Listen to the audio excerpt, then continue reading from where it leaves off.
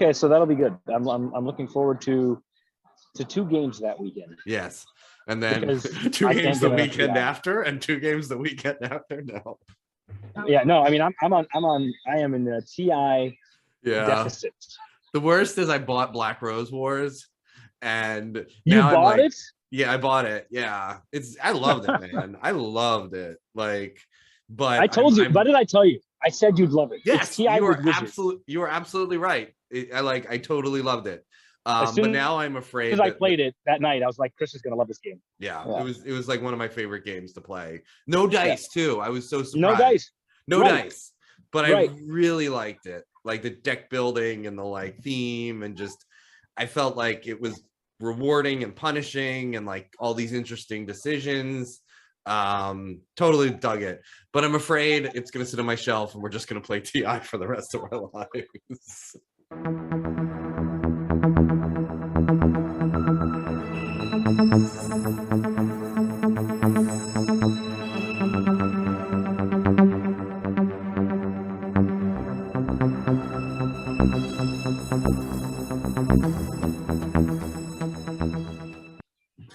So anyway, you are. Right. I love your background, Mo. Why don't you tell us where you are?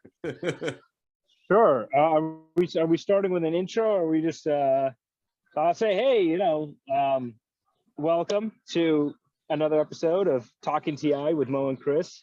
I am live from Cairo, Egypt, where I have been for the past couple of weeks and have not been able to get any nice games of TI. And I've even looked into the board game community here, which there is actually a vibrant board game community in Egypt. They meet and they do a lot of stuff, but they don't play TI, unfortunately. If I ever spent an extended amount of time here, I would have to absolutely introduce TI to the Egyptians. But I haven't even played the Codex yet. I only have you, Chris. Oh, that's right. You were out for the Codex game. So I was. We're going to get into the Codex. I mean, we'll probably just jump right into it. But as everybody knows, since our last episode where we forecasted what we thought was going to be in the Codex, they actually did release Codex 3. And there were some pretty welcome and awesome changes to it, which we ended up playing a week or two ago, right after it came out. Our friend James actually printed them out at Staples, and they did a pretty good job, especially on the Colaris faction sheet. But he couldn't wait to play with them, so we had little cutout printouts. But we played with Ian, we played with Nalu, we played with the Colaris. It was a very fun game. So I'm a huge fan of the Codex 3. And I wanted to say, Chris, you and I have talked about this, because when the Codex came out, we started immediately having conversations. And one of the things that's really awesome about the Codex is, for the first time, I feel like we finally have all the factions are yes, really on a good level now. Yes. I didn't reveal this earlier because I don't like to talk bad about anything TI, because I just love TI. But I told you I had no desire to play the Yin, even though they seemed interesting enough. But up until the Codex, I just was like, yeah, okay. Now I would play Yin any day because they're interesting, not just from the perspective of their abilities and their faction abilities are now viable in the game, but thematically they're more fun to play now, even. Yeah. And I really want to commend all the Dane Beltrami, all the guys that are involved in the Codex for getting the game to where it's at now, because it's really awesome. Yeah, I mean, I absolutely agree. I think that every faction with Codex 3 is strong.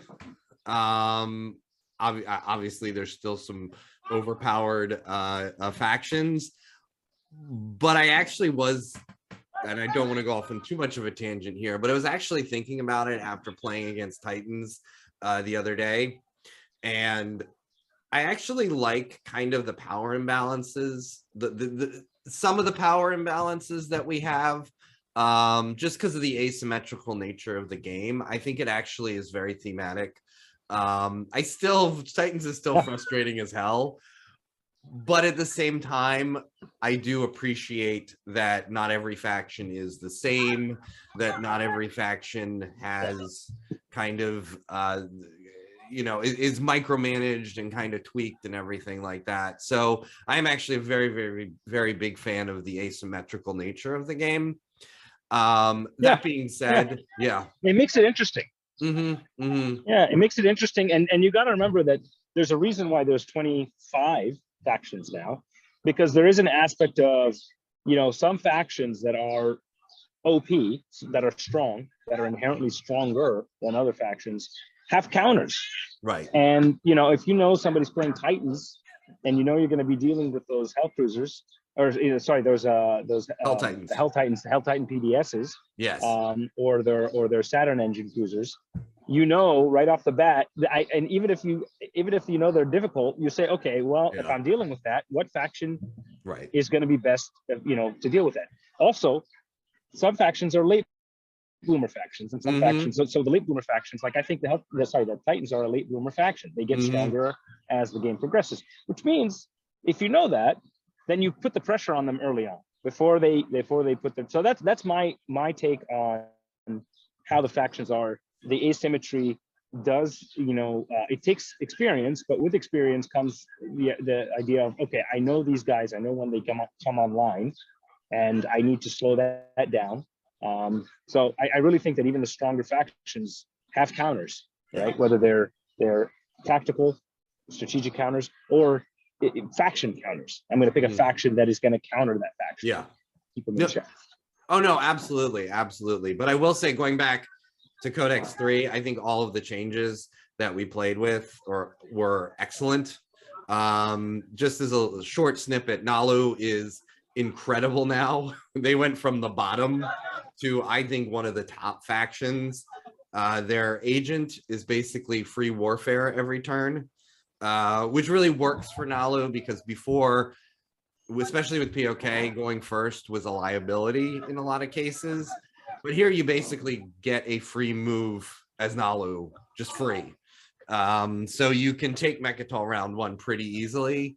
You can you don't lock down your system, so you really do get a lot of movement out of it. So that is very, very strong. Their biggest strength, which is amazing, is their mech now negates anti-fighter barrage. So Huge. their fighters are unstoppable.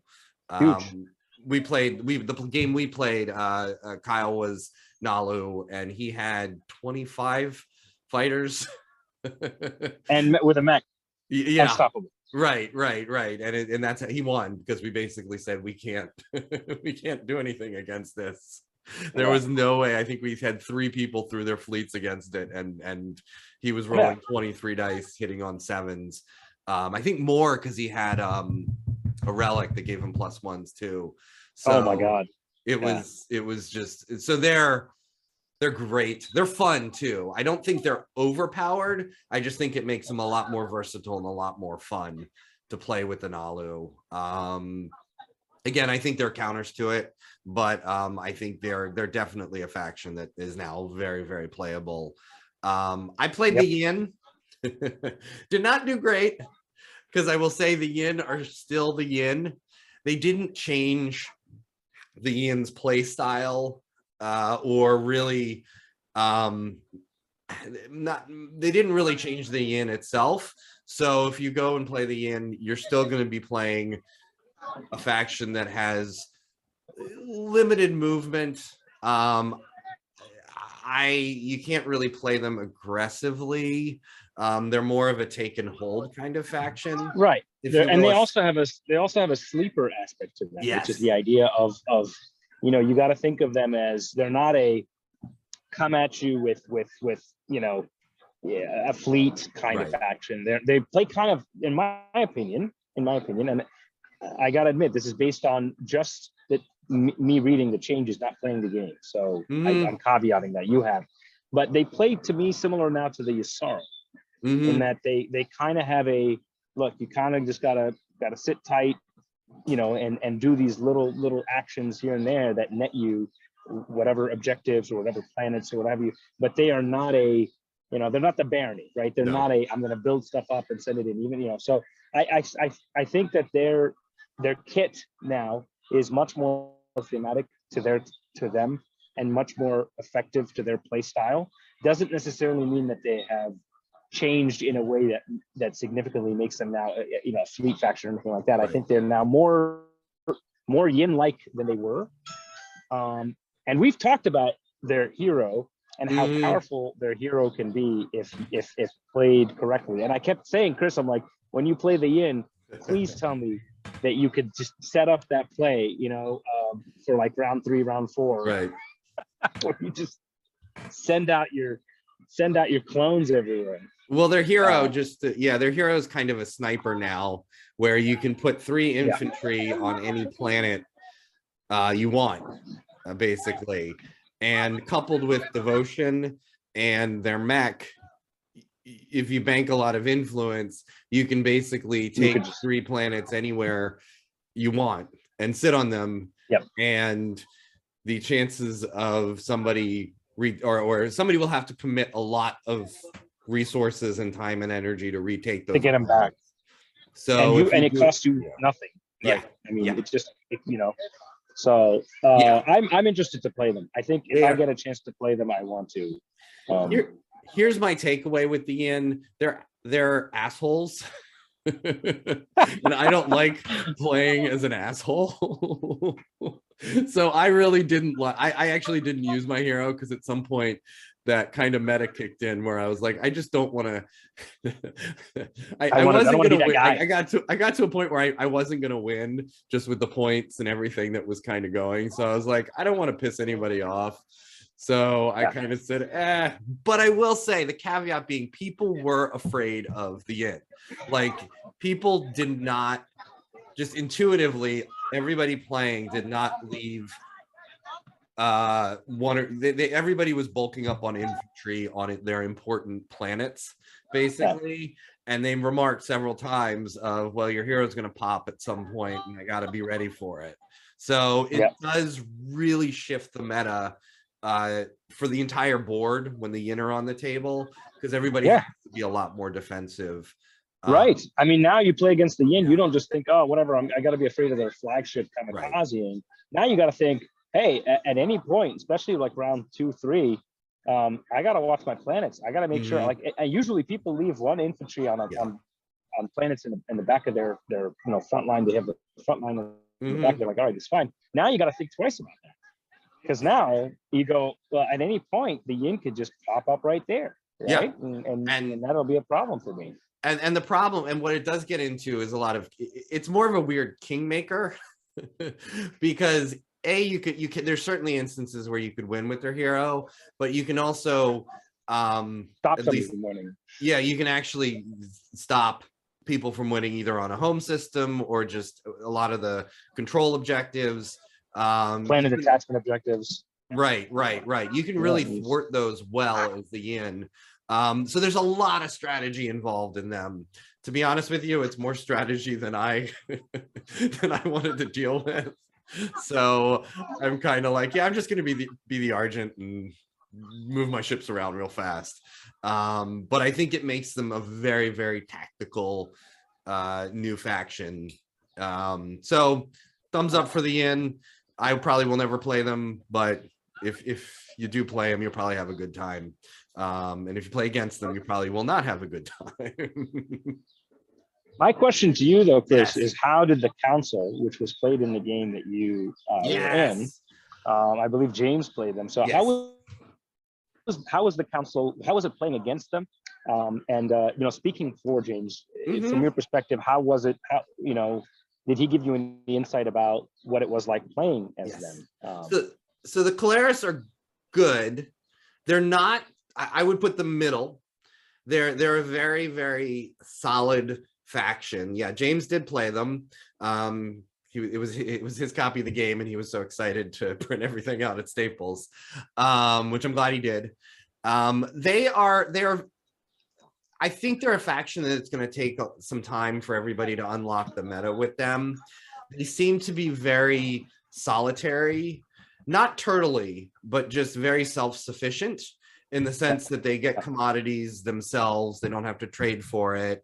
They can produce in adjacent systems. They don't really have a strong warfare component to them. Oh, they have a great command counter economy because they get command counters off of Imperial once they build their little outpost on Mechatol. So I know James never wanted for command counters, never really wanted for commodities, never had enough to build up a pretty sizable fleet. So overall, I think it was less effort to get them going. But I don't think they're a very aggressive warlike faction. So going against other strong military factions will be I think that's going to be their weak point, is that they're very going good against military factions. Yeah, I think they're very good at being the Kalaris, but I think that they probably are going to have struggle against some of the, like the Lizics or even Barony or Sar, somebody who's much more aggressive. Yeah, exactly. Yeah. So they were good. I will also say, again, we played them once, but they also have a lot of different options to them. So they are more of a Swiss Army knife. I was about to say the variety. It makes sense because of the variety, because they can be. There's 3 different factions that they're a blend of, and I think that's got to change.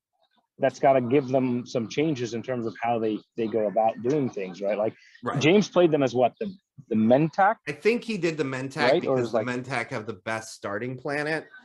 But it also affects the hero you get too. So I recall with the Argent, you get to build a free flagship. Although they're the Kalaris's flagship's not great.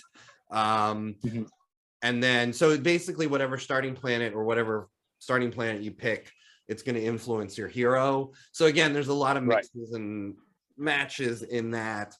And I'm sure there's a lot of theory crafting that goes around with it, which we didn't get into.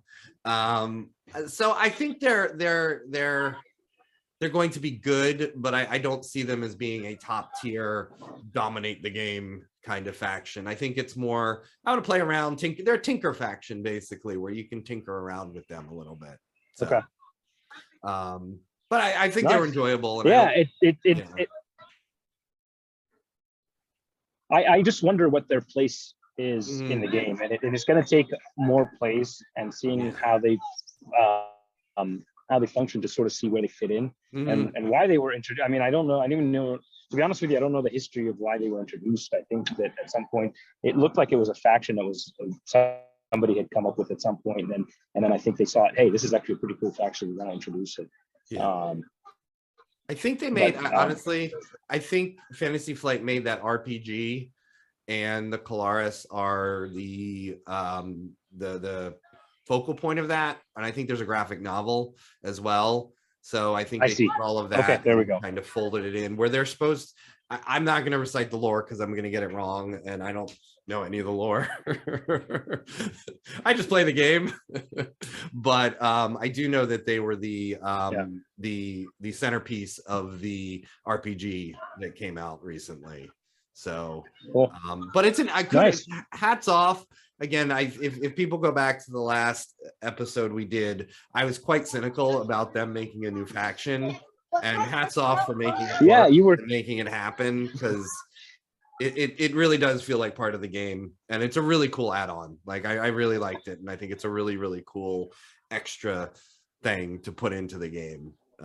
So and the way they implemented it, the way they implemented it too, where we thought, well, how are we going to print out new command counters, right? Right. And the fact that they implemented it as a faction that essentially melds or takes from the three other factions, Extra, Mentak, and what was the third one? The Argent. Yeah. So that, I thought that was a very clever design for updating the game and adding a new faction. How cool is that you added a new faction? Yeah. Yeah. By the way, I think it's funny. I keep getting looks from that way because of all the stuff I'm talking about, and it's I think the people, because I'm at a country club, so and so some of the people on the other table are looking at like, what is this guy talking about? I just think the Argent. Yeah, wait till they hear us talk about Warsons. Yes. Which I think we can whisper Chris, about. So we can whisper about Warsons. Yes. Whisper. like I believe somebody whispered in your ear for the last game to build Warsons. Yes. And it just didn't work out for you. Yeah, this is going to be my recurring segment on this show, which is Chris hates Warsons and why does he keep building them? Because this is a personal gripe that I texted you about 5 times saying F off Warsons while I was playing my last game. So I was Argent, and my disclaimer, which we'll probably make into automated, is I'm sure people can make Warsons work and they're great, and theory crafting, Warsons are wonderful. They don't work for me because they make me bitter because I ended up building both my Warsons, which I was doing. I just kept doing the math in my head and saying, well, that was 12 resources plus the tech costs plus the fighter screen you got to build with them, for them to just kind of sit there and Warson away. And then I thought, I should never do this again. Did you build here's my question to you. Did you build them for a reason? Because Space Cats Peace Turtles did an episode that I loved. I don't know if you heard it. Should it Warson? Yes. And a lot of it came down to, well, what are you trying to do? Right. Are you building them just to have powerful units, or are you building them for a specific purpose? I mean, there was a specific purpose in that Josh was Titans. So Warsons did have the benefit of the anti-planetary shield. So that my thought process, bunker busting. Yes, bunker busting was that they would be useful for bunker busting, and I was instructed by people who have played Argent before that it's a good idea to build Warsons as Argent because you don't need the resources for building other ships, and you can build a Warsons and then do what you will with them. Again, it's probably solid advice for people who are better at me. Better at the game so than me. it didn't work out for you because you spent all those resources and you weren't able to really utilize them. Yes, I mean, I felt like it's classic. This is not the first time that I built Warsons, and I end up checking into them, getting them around round 3, and then I end up building them, spending all the resources, and then by round 5 they're 2 systems away from where they started, just sitting there and not really doing anything. So the issue then is really getting them, if you're going to build them out of forward docks. Mm-hmm. 1, and 2, make sure that you have the ability to make them mobile for you. So grav drive. Well, if you've got the action card that gives your fleet +1 movement, but the problem with Warsons, if you're not the Muat, because the Muat's Warsons are obviously a lot cheaper and more mobile right off the bat. But the problem with Warsons is their mobility, right? They only have 2 movement, as opposed to 3 with the Muat. Right. And so if you don't have the ability to get them where you need them to go, they're going to be useless, and you're going to spend all those resources. You're going to feel like, man, I wish I had Dreadnoughts instead or something like that. Yes. But Dreadnoughts suffer from the same problem in that they only have a 2 movement also. True, but when upgraded. I mean, but more psychologically, my also problem is Warsons are fragile. Not the Jolnar fragile, but just the fact that they're not unstoppable. Again, I did end up getting into a fight with Josh with the War Sun, and I did significant damage against his fleet, but I lost my War Sun at the end of it. And either you invest a lot of resources into protecting your War Sun, a fighter screen, you know, you really have to build a whole thing around them too, which again, more resources, more commitment, more time.